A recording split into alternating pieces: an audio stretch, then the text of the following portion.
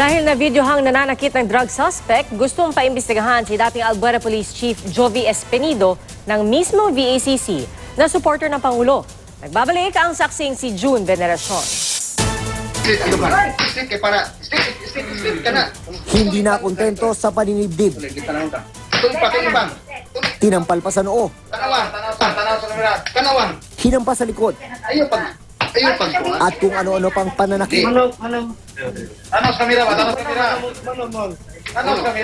Ang tinamo ng isang naarestong drug suspect sa Osamis City, Misamis Occidental noong March 9. Base sa itsura ng video, pinaniniwalaang ang nangbugbog ay ang hepe ng Osamis Police na si Chief Inspector Jovi Espinido.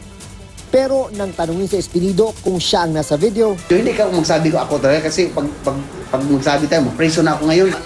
Nitong Disyembre lang nang ilipat sa Osamis si Espinido na dating hepe ng Albuera Police sa Leyte. Kasunod yan ang akusasyon ng umano'y drug lord na si Kerwin Espinosa na si Espinido umano ang tulay niya kay Senadora Laila de Lima. Sumalang din si Espinido sa Senate hearing nitong Disyembre kaugnay sa pagkakapatay kay Albuera Mayor Rolando Espinosa.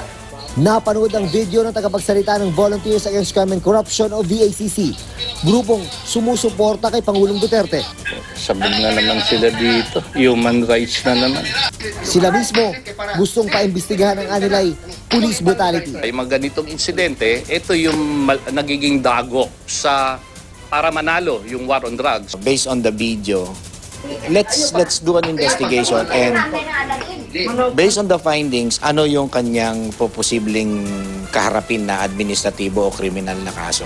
Wala akong natandaan na may binugbog ko. Transparent tayo. Kung magsagawa lang, you are all welcome. June Veneracion ang inyo, saksi.